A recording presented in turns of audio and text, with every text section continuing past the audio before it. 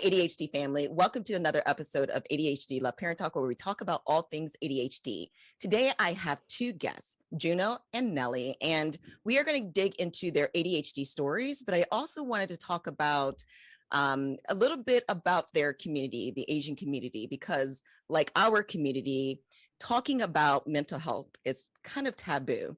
And I wanted just to get into their side of the story and talk about how people perceive mental health in their community. And then why are they out in the open talking about mental health? So I'm very excited to have them today. So hello, Juno and Nelly. Nice to see Hello. you. So excited to be here. I am so excited to meet you too. So I want you guys to tell me a little bit about each of you. You guys, and like I said, this is just a casual conversation. So tell me a little bit about each of you. Let's start off with that. Okay. I can get started. So my name is Nelly, and me and Juno are co-hosts of Two Addies and a Coffee Please podcast. Some of my background is I am Chinese American, and I was born and raised in New York City, and now I work in tech. So all throughout my life, I didn't know about ADHD, that I had it, and I also have anxiety. So that was kind of something that I recently figured out in early 20 with the diagnosis. And that's pretty much my background with mental health. Okay. And Juno? Awesome. Yes, I am Korean American. I'm also in New York City and work in tech. I met Nelly in very beginning of high school, and we stayed in touch because of our ADHD issues, I think, because we had this weird dynamic of sort of like high achieving, but also like these intense struggles behind the scenes. And she was the only person I could relate with. And died in the beginning of last year. And yes, the podcast has been interesting. Actually, we started the podcast because our friends said our conversations were very interesting because we had some like very weird similarities that were not actually just Nelly or me, or it was like this common issue that is real. And then we didn't actually think about like vulnerability and helping out the ADHD community, I think, in the beginning until like way later when we started listening to our audience and stuff. But yes. So you guys were just kind of sharing your stories and then realized once you got that feedback, was that what it was? You got that feedback, you're like, wow, we're really helping people, or how did it click? I think at first we were doing actually like interviews with our friends because we wanted to learn about how we can be more productive because we were both struggling with that. And then some people are so structured, they have a plan for everything. And I was like, we are just chaotic. And after our conversations, we realized that this is something more than just like our personality quirks. And then once we started sharing this, we were kind of really hesitant because of the stigma and things. We actually chose podcasting because we wouldn't show our faces, but now we're like really accepting to it and open to sharing our stories. But hearing people's DMs or like their stories with being Asian and having mental health issues and challenges, that really resonated with us because we were like, this wasn't ever taught or shared in our community previously, and being open with it was difficult, but now we see that our experiences does help other people to be more open and sharing too. I love that. I love that. So we're going to dig into all of that. But first of all, I want to talk about, why did you guys even decide to go after the ADHD diagnosis? I feel like Go ahead, Juno, you can start, or whoever. I think I forgot what we were talking about, but well, I know your brother got diagnosed first. So I was like, Juno, you do that same shit. Like, you definitely have it. And then you were like, no, you do it too. So I think you already got diagnosed first.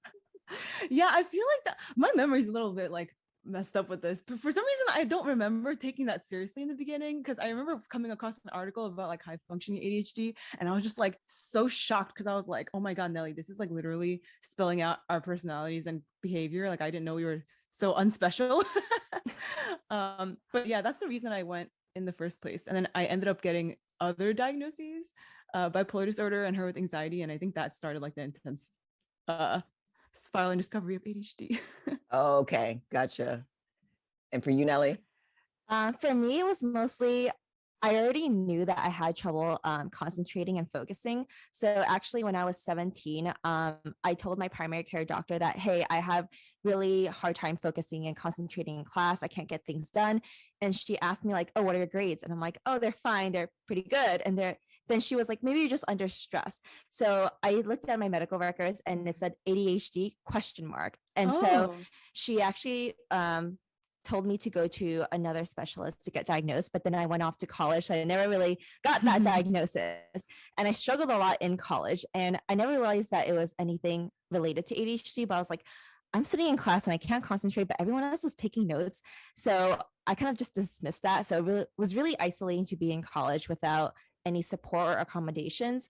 And after I graduated, I ended up working full time in an office setting, and it's an open space plan, and it's so distracting because I was sitting next to the men's bathroom and the kitchen, and it was so terrible. I couldn't focus on anything, and I realized that for me, I have to walk around every hour or so, or like 30 minutes, get snacks or coffee, and just move around the office.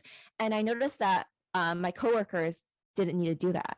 And I had people keep coming up to me and telling me like, oh, Nelly, just saw you on the third floor. And now you're on the second floor, like the seventh floor. And so I started Googling a lot more, like maybe this is ADHD and this is something like that's not just a personality quirk, because everyone else can sit in a chair for 8 hours. So after Juno's diagnosis and it was confirmed, I was like, oh my God, it's my time. I have to like get this diagnosis to feel like I'm going to live up to my potential, because for the longest time, I just felt so miserable and depressed because I feel like I was missing something. So once I got that diagnosis, it clicked into place for me with all of the symptoms that I had. So what were you guys actually diagnosed with? What types? I think we both have combination ADHD, and then I also have anxiety, because I feel like it's because of the ADHD. Yeah, they talk about that a lot, is that especially those who have been undiagnosed for so long, that the anxiety piece and that depression piece really amplifies, right? I mean, is that what you guys have heard too? Yeah. Yeah, that's crazy. So, so tell me, you told me a little bit about the symptoms, but what other things that did you see being undiagnosed? I mean, you told me about not being able to sit still and being distracted. I mean, what were some of those tipping points? You're like, okay, something is up.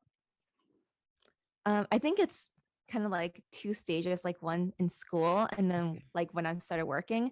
I think in school, I was, well, like as a kid, I was always in the timeout chair because I was moving around and talking a lot. But because I was a woman and a person of color, they were like, can't be ADHD, it's for like white men. So I was never actually diagnosed. I was just like the bratty kid in the back.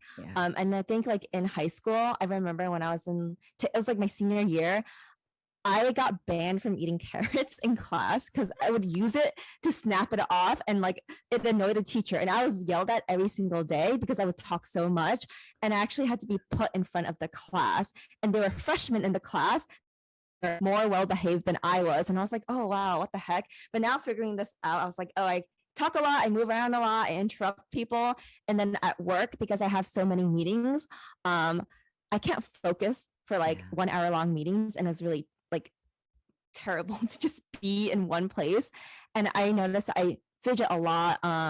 And the worst thing is I procrastinate to the last minute. And that was a problem because I have to work with the team now. So I think that was some of the challenges that I have to kind of adapt to once I started working full time instead of like being a student. Okay. All right. And Juno, what did you see? What were some of those tipping points? Similar issues with like extreme procrastination, and also constantly being told that I talk too fast and not being able to follow what I'm saying. Also being like extremely impulsive and not realizing the danger and risks of what I'm doing, and that would make a lot of people around me anxious. And also like knocking into things. Sometimes I'm going to the grocery store or the subway, and if I was with like one other person, I don't know what happens. I just like turn off my awareness of my surroundings. I accidentally like bump into people and things. It's just like I get in my own head and stuff. But I always denied that these were any issues though, because I think if I was aware that I might be doing these things, I could like sort of immediately turn this all off. if I was like hyper aware of conscious of what people were thinking. But I always knew there was like this weird part of me that always had to be like on guard. Yeah. And if I was on guard, everyone thought I was competent and organized and whatever. But then if I like did not pay attention, then suddenly I was like the extreme opposite. So that always really confused me. Looking back, it was just like a constant masking mechanism. But I think at the time, because of that ability, I was always denying that I had any issues. And also when I procrastinated an extreme amount, I thought it was always a choice and I was just lazy or bored. That was definitely not the case. Especially now that I tried Adderall and certain things. And when I actually sit down to work, I can see that I get distracted and my working memory is like sometimes shot. But I think back then I was just so avoidant and I would be gone until like the last day where I really hyper focused. So yeah, I just did not consider that to be ADHD. Because you didn't know, right? I mean, we don't, especially if you weren't educated about ADHD like me, I wasn't growing up. You don't know what those symptoms are. You're just like, okay, why am I doing this? Yeah. And actually, I found out recently that when I was 5, my primary care doctor, my doctor told my parents that I had ADHD. And they're like, she's way too hyper. Like that is too hyper for this age. And she was like running around the doctor's office and stuff. But my dad got so mad. And he's like, what are you talking about? Juno's like the smartest kid ever. Like, what the hell? And they left. They're like, oh my gosh, she wants him on meds. What? And then and my mom like just was like, oh yeah, of course not. And yeah, then I come back when I was like, guess what, mom? We all have ADHD. Oh, that is too funny. So tell me, what were some of those impulsive things that you did? Some of those, like, what were some of those dangerous things that you like, I remember my parents talking about, like my dad, he'll probably kill me for saying this, but when he was a boy wanting to jump off of the roof of the, pretending like he was Superman, things like that.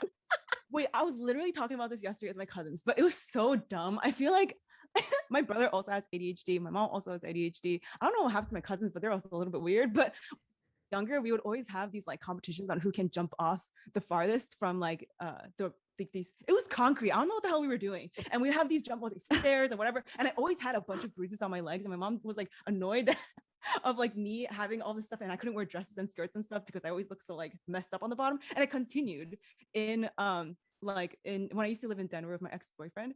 But yeah, I think a lot of the impulsivity things are either because I'm bored and I want like a quick like rush of something, or I just see something like really like interesting, like, oh, if I'm hiking or something, I'm like, oh, those rocks are like off the trail. I'm like, oh my God, there's a cool view. Like, oh wow, those people are getting scared if I go up here, let's go more. But I think like that excitement is like, it's me. But yeah, I think the weird thing was that I didn't know why people did not want to do those things. So maybe want to do it more. But yeah. That is too funny. That's awesome. Yeah, I get those still even today. I'm 46, and every once in a while I'll have those impulsive moments. Like, a few years ago, I think it was a few years ago, I decided, I want to go try jumping out of a plane. It's the coolest thing ever. Don't get me wrong, but I will never do it again. Like ever. I'm scared to death of heights, but it was the coolest thing for that moment. That's awesome. Was that like an impulse decision, or did you like plan it beforehand? No, that one's completely impulse. I do plan certain things, but that wasn't one of them. I literally okay, let me just tell you this. So I decided to go that day. I just went up there and I called ahead of time, said, do you guys have any space? It said yes. I went up there, and then it started to get cloudy and it looked like it was going to rain. So they had to reschedule me. So that part I can say is kind of like planning, because then I had to think about it, right? It's like, am I going to go back? That's a good idea. And I'm like, no, now I'm committed to it. So I'm going to go back. And yeah, I'm glad I did it. It was so much fun. It was so much fun. It was scary and just fun all at the same time. So yeah. That sounds very exciting. It was really cool. All right. So what do you think you guys have done differently since you had your diagnosis? Like, what strategies did you put in place? I feel like I had stages of development. I think in the beginning, when I first got diagnosed with ADHD, obviously I also knew I had bipolar disorder and depression, which I denied at the time. But I did not see any of those issues as problems. I thought I could deal, like I was fine. I dealt with everything already. And I specifically went to therapy because of like emotional detachment issues.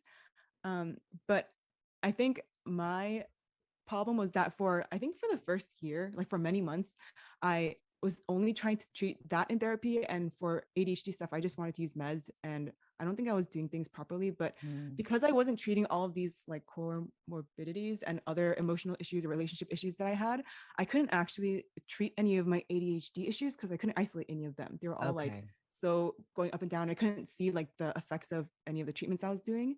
So I think the thing I did differently was paying attention to my overall mental health a lot more seriously and making sure I was in a calm, relaxed like space. Because I thought self-care was so stupid before. And I think even when we started our podcast, we say all this shit, but we are such hypocrites. I think we we totally were like denying our own mental health and self-care for the longest time. And I think only like very, very, very, very recently we were like, oh shit, self-care. Oh my God, we love ourselves. We're supposed to love ourselves. Like, I'm going to do this because I need time to like, I don't know, be happy. And we thought that was so dumb before. So yeah, I think it's like a very like drawn out struggle to prioritize ourselves. Yeah. That's too funny. What about you, Nelly? I think for me, the biggest thing with the diagnosis is accepting the challenges that I have, because previously I would beat myself up every time I didn't meet a deadline, or I would procrastinate like, oh, damn it, like, Nelly, you always do this. And I've been told that you have so much potential if only you put it to use, or you're so lazy. But then after the diagnosis, I'm like, oh, it's not laziness. I do have real challenges, and it's accepting the limitations that I have and restructuring my day to really help me reach my potential. I think the second thing that really helped me was going to therapy. It's so expensive. So like last year when I didn't do that much research because I was like, I just need someone. So I just went on Psychology Today, found the first person, and I booked it, but it was out of network. So it literally cost me hundreds of dollars for literally 45 minutes. And after 4 sessions, I was like, I don't need this. I can do it myself. So I started doing more research, and I realized that I can't do it by myself. So I actually found a therapist that really understands like the comorbidities of like anxiety and ADHD, because I feel like they go hand in hand. And if it gets bad enough, I do get depressed. And I feel like I also denied that for a really long time. Like, I'm not that sad. And I'm like, it's pretty bad. And I think having all of those problems just like laid out and addressing it and working with someone through it really did help me. And then I think another thing that really I took more notice in is like sleeping. So I used to pull all-nighters to do like a bunch of work, and I realize now I need 8 hours of sleep. I need to take my medication on a daily basis, and I need to be more mindful. I know I also had like a lot of stigma towards medication. So even though I was prescribed Adderall and Lexapro for anxiety, I didn't take it until like last year. Like late last year, when everything was like kind of shit was hitting the fan. And I only recently started taking Lexapro a month ago. And I can say now, I've never been happier in my life. And this is like the first time I felt peaceful contentment. I love that. I absolutely love that. So there's a couple of things I want to touch. So the comorbidity piece, I'm just curious from both of you, what did whoever you were working with, what did they suggest in terms of what you should work with first? And the reason why I'm asking that, so I talked with the doctor, and they say that sometimes they work with the bipolar piece first and then the ADHD, or vice versa, depending on what's standing out the most. Like my therapist, I had to work with my anxiety and depression first before we started to work with the ADHD. So what did they suggest for you guys? Just curious. I was I think by multiple psychiatrists and therapists. A lot of times they told me like, you have to treat your depression first, and your bipolar disorder. We always recommend that. And I think the doctors would say that. And then the therapist would say like a long, more winded out thing about like my prioritizing my mental health. But I think I kept rejecting that because I was like, I have no idea what you're talking about. I'm fine. I have this like issue with procrastination that's killing me, and it's stressful. But yeah, just help me solve this specific thing. And I kept trying to bring it back to that, and they wouldn't, and I would get pissed. But like looking back, it's definitely yeah, it was, I was definitely going the most inefficient route, because no matter how much like Adderall I tried, or like all these ADHD strategies, they would just end up like crumbling because of emotional issues or like other things that were stressing me out. And I would attribute everything to ADHD. So yeah, it was just like a really bad cycle. So I definitely think that prioritizing bipolar disorder, any emotional issues, was priority for me. Okay. What about you, Nelly? I think similar to Juno's experience, I kind of pushed the emotional aspect of my struggles aside, and I was like, I need to fix my ADHD so I can be productive, so I can do work.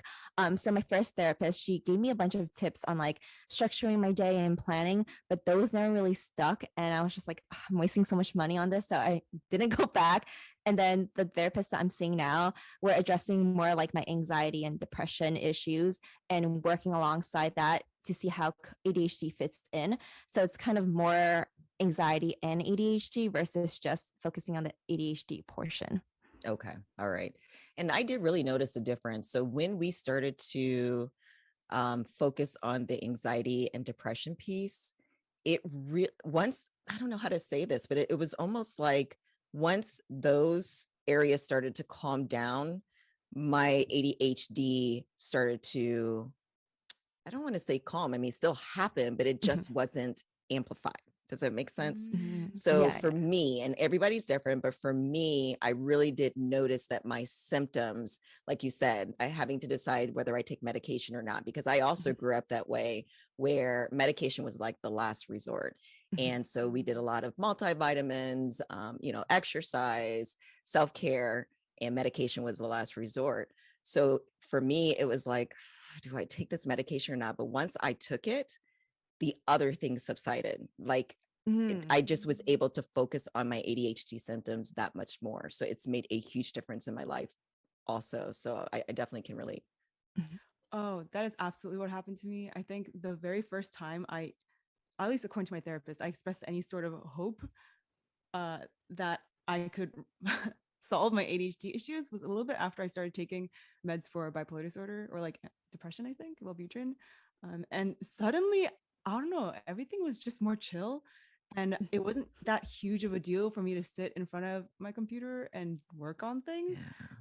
I didn't realize how much of that was emotional. Well, I didn't know that impulsivity was an emotional thing. It very much is. So I think if you heal a lot of the, I guess, like anxieties or worries or stress, like emotional related, you're just a lot less likely to be overwhelmed by work, Mm, which is, I think, the biggest thing for me. mm. I love that. I love that. So I wanted to jump into just the view from the Asian community. So why do you think culturally mental health is not discussed? Um, I think like from my background growing up Chinese American, my parents are more traditional. They never really learned about mental health in China. So my dad was actually a doctor in China, and for him, everything is more like physical body science, like things like that. Whereas I feel like now my sister is in the mental health industry, and she works with a lot of kids who are struggling and also parents with kids who have like ADHD, depression, anxiety. And through her work, I feel like they've become more accepting to the notion of therapy as a form of healing different traumas or seeing how trauma affects people and their behaviors. So I think that my perspective of it has definitely changed. But growing up, they never really discussed the generational trauma that they faced or like being sad or feelings. I think even in like sorry, No, you're fine. like even in when I was growing up, they don't talk a lot about like feelings. So I never was told like, oh, I love you. It's not just like a mental health thing, but they don't talk about emotions at all either. So I think when I went back to China, like in 2020, I was like there for 5 months. I actually took my medication for Adderall. Oh, wait, no, ADHD. So I took Adderall to China, and I realized that it's banned in China. Oh, really? Yeah. So like I was wondering, like, what if I was born in China and like I couldn't take this medication? How would I do work and like everything? But then the other thing that scared me was thank God they didn't check my bags because of COVID, because I don't know what would have happened. But that was just so scary. That was illegal. Like I could have been arrested for even having this medication that helps me work. So I feel like they don't consider ADHD or things like that even an issue to in the first place. And I remember because I was in China because my grandpa passed away, my aunt had depression with psychosis, and my uncle tried to take her to see a therapist in China. And it's always talked about in a hush hush manner that this isn't really legit. And it's this stigma of like, oh, I'm not crazy, I don't need to see this person. But I think in Western culture, it's kind of seen as like I guess like it still has stigma, but there are some movies that popularize it, like, oh, I need to call my therapist, and like kind of everyone has a therapist type of mentality. So it's those differences that makes it hard when you have that Chinese and American background. Makes sense. I definitely agree with the I'm not crazy thing. That's definitely something I hear echoed in my family a lot.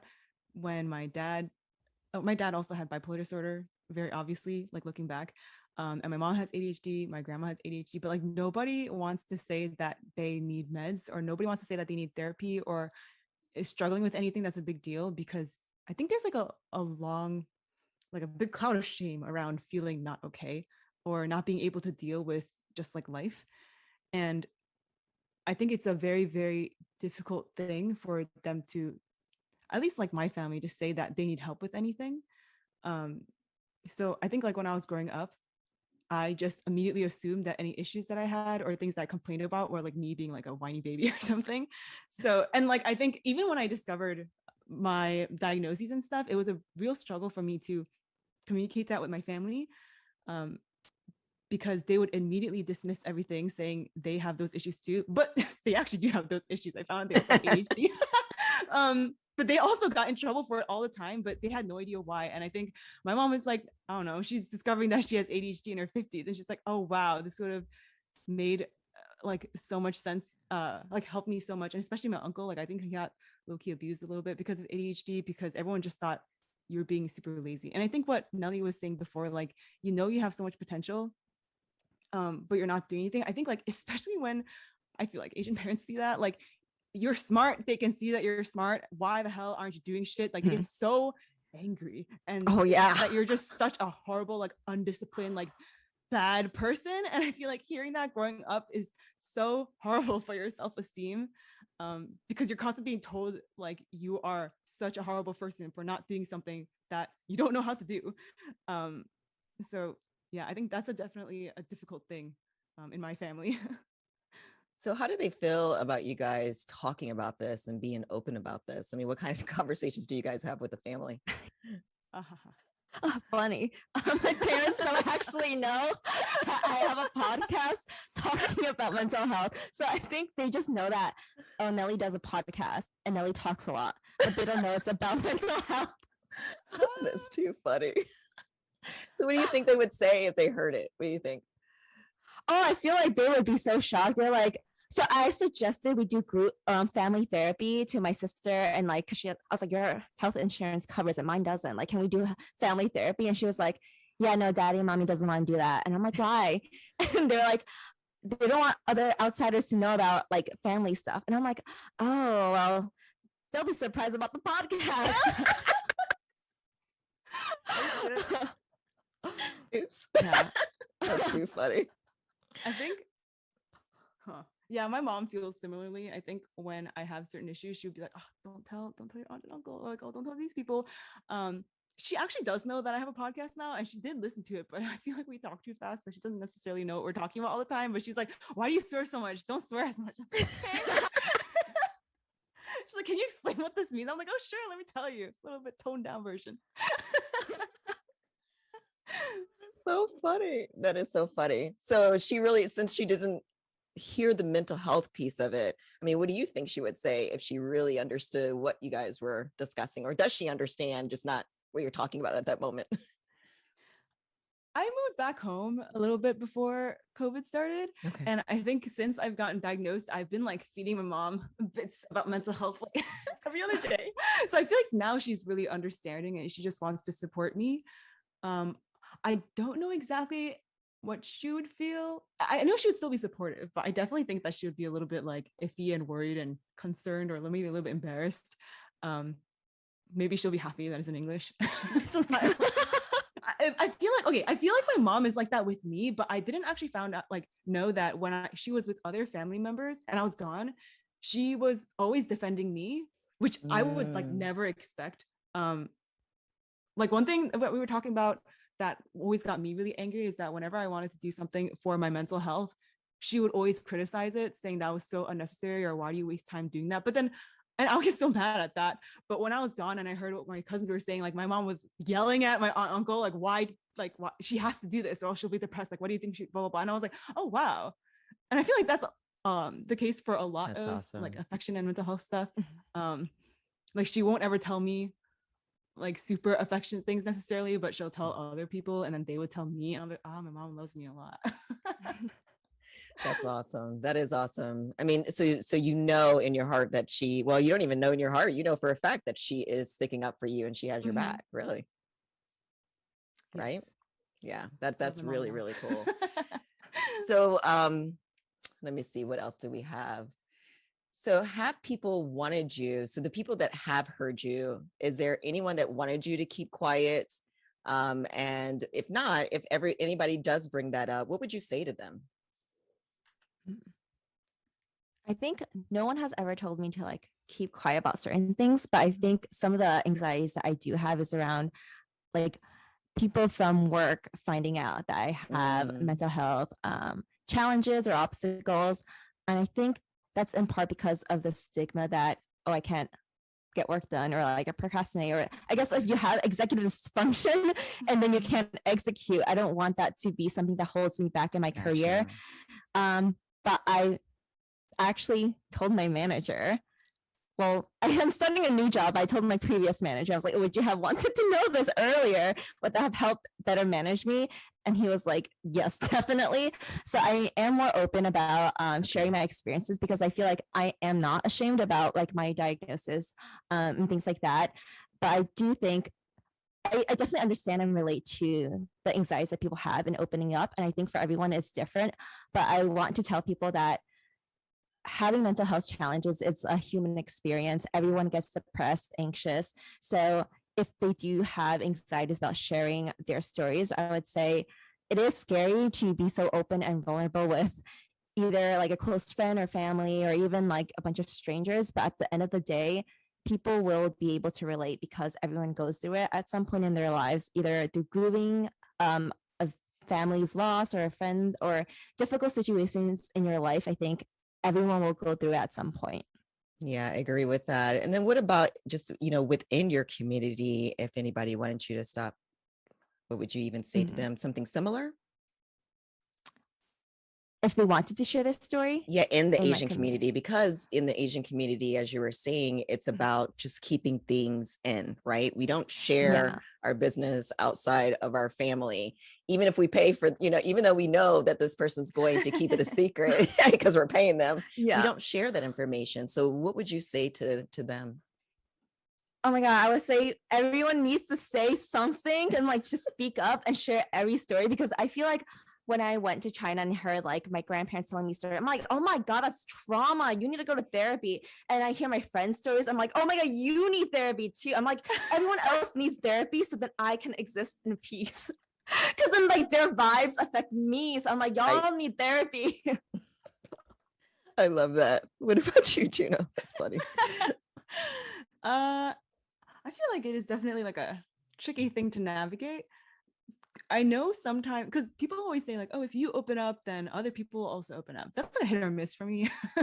Sometimes they open up, and depending on who I'm talking to, it like reinforces what they were already thinking, and then they stop listening. So I have to like be careful. I have to like test the waters, like how much like do you agree and disagree with these things, and then slowly ease into it. But I think even if they end up react like harshly in the beginning, if I keep bringing it up and they have like some respect for me, they'll open up eventually.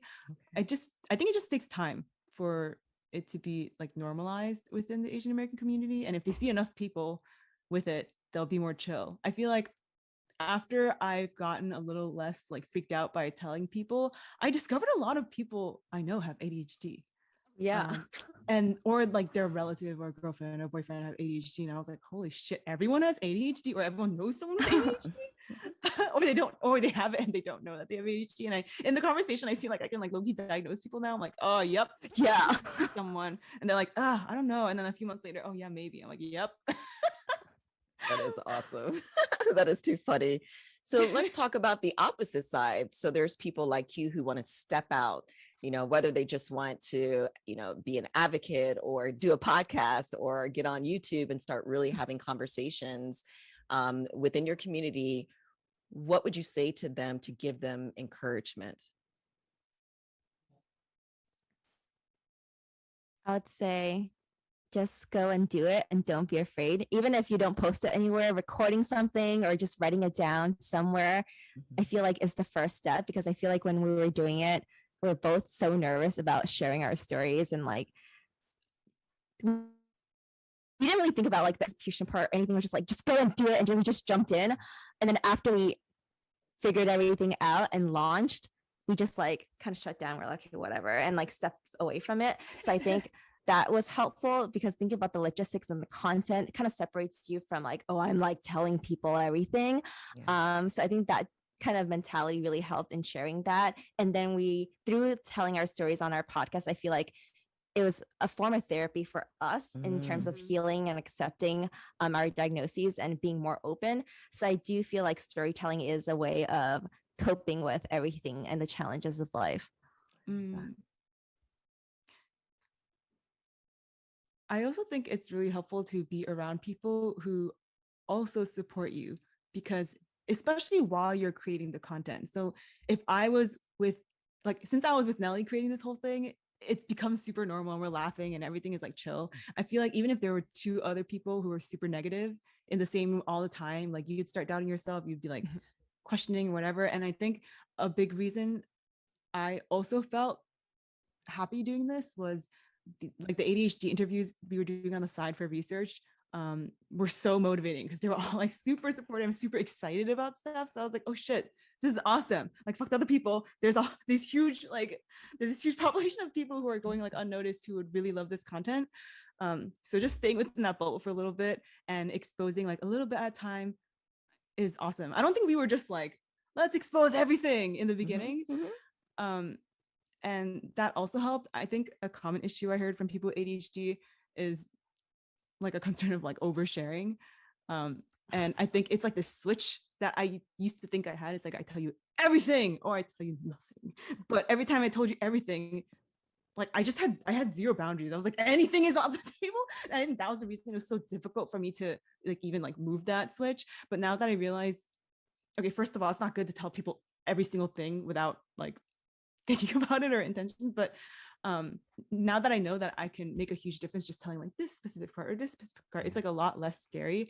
And one thing my therapist told me was like that feeling of crisis and you having to survive before every deadline is only that like scary because everything is in like secrecy in the dark and you're not telling anyone, nobody knows what's going on. And the entire time you're like, oh, I'm not supposed to be here. Like, this is not the way I'm supposed to be existing right now. And nobody knows. And I'm going to be found out.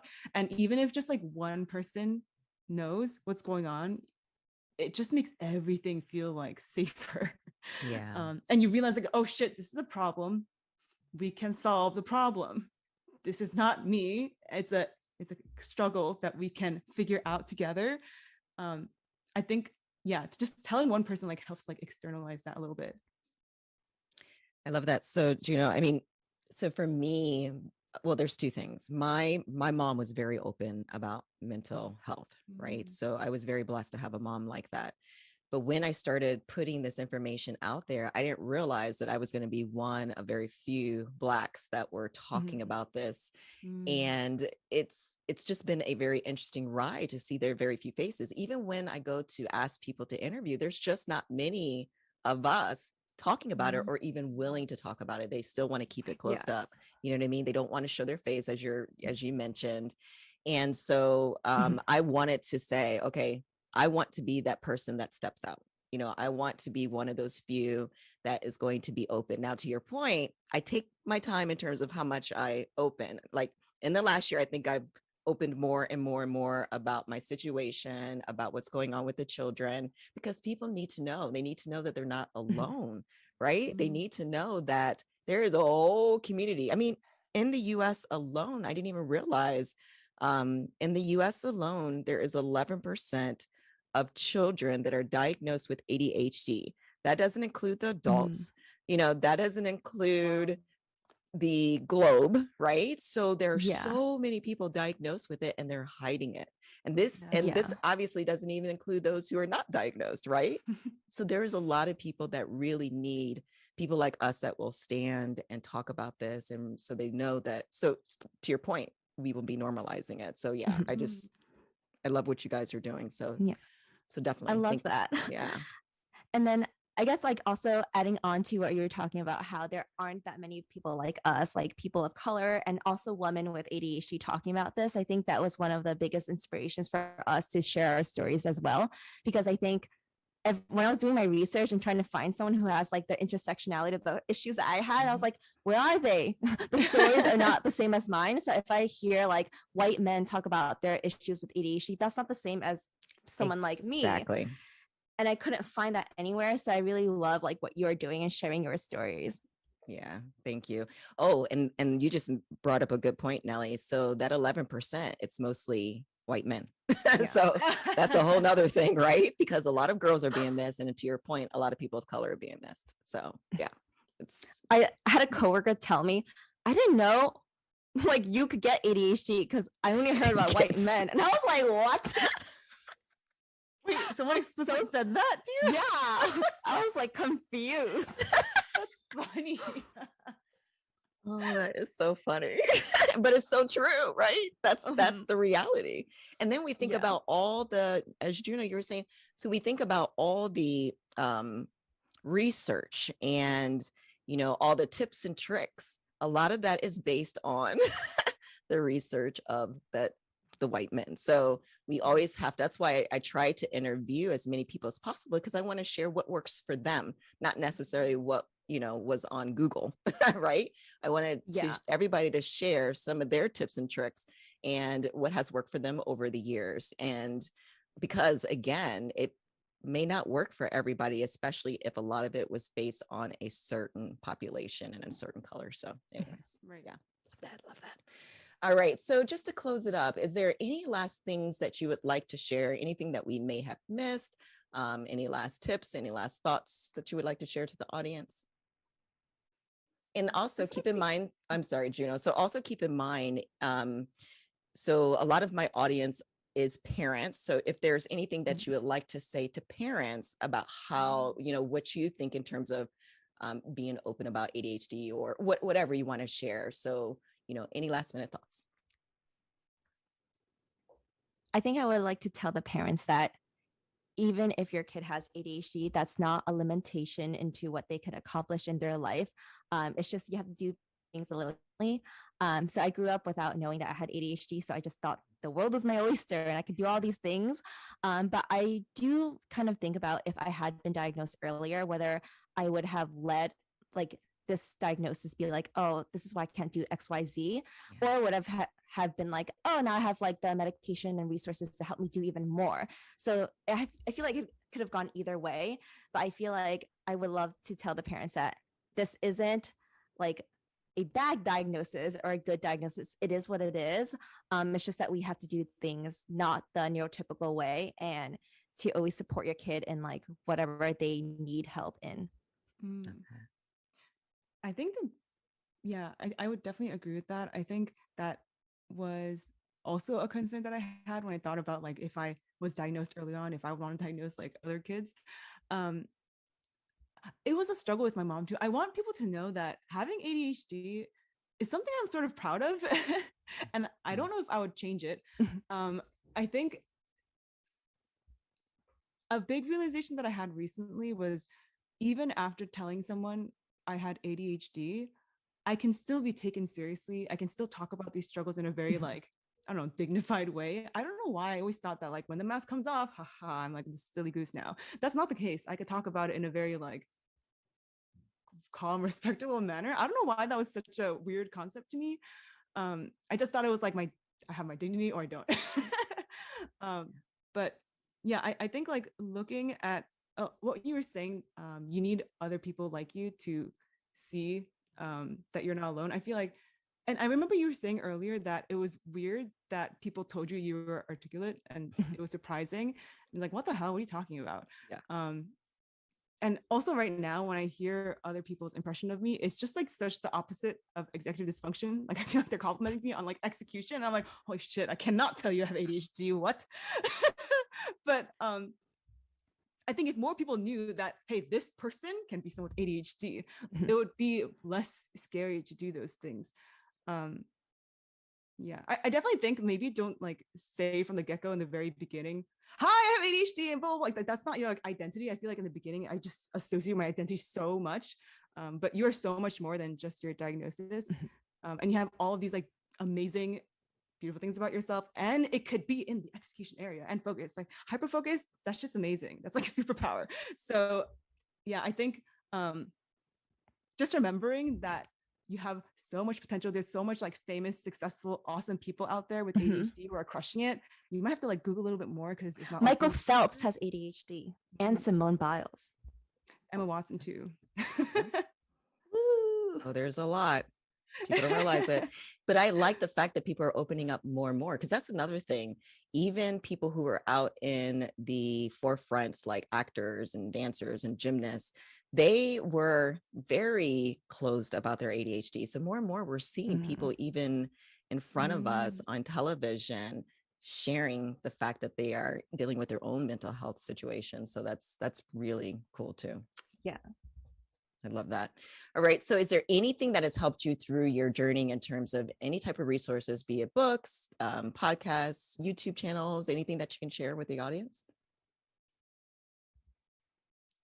I recently found this book that I found super, super helpful. It's written by this doctor who specializes in ADHD. It's called Taking Charge of Adult ADHD, and teaches you a lot of different strategies, and also explains the ADHD part, how to get diagnosed and everything.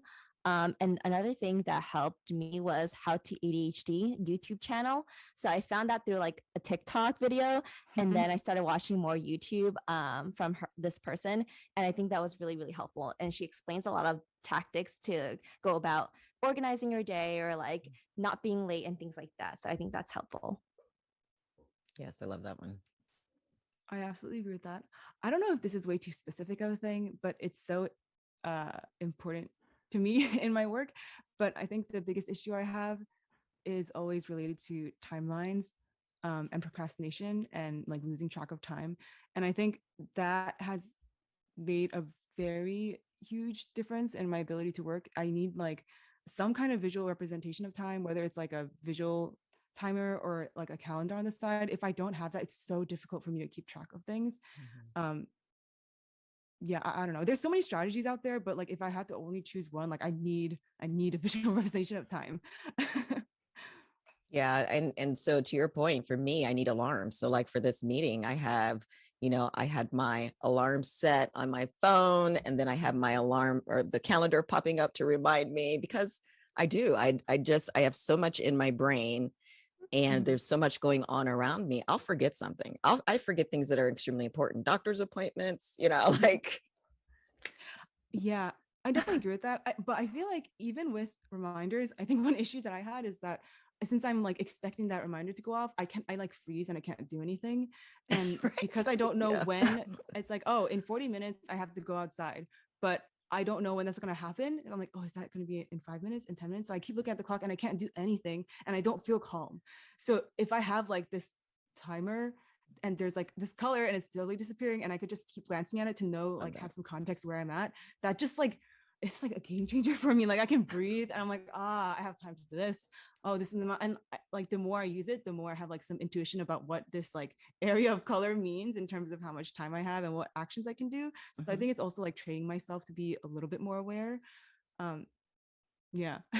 So is it just is it something like you can buy on Amazon? So it's just, yeah, show it. Yeah, if you have it. Yes, it's like a little Little bit I just closer. typed in, yeah, I just typed in like visual timer on Oh, Amazon. perfect.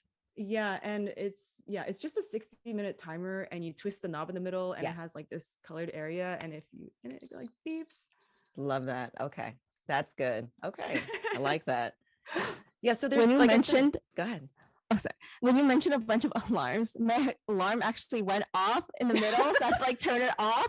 And then I also have like a smartwatch where it like buzzes, so it like reminds me of different things throughout the day. So I have like 10,000 alarms throughout the day, but then sometimes I forget what the alarms are supposed to remind me of. So I think it's helpful to add it into the details, because I remember there are times where I am in a Google Meet, I have it opened, I just didn't click the join button because I thought it was already happening, but I feel like I need to have everything to remind me for something. So that was really helpful.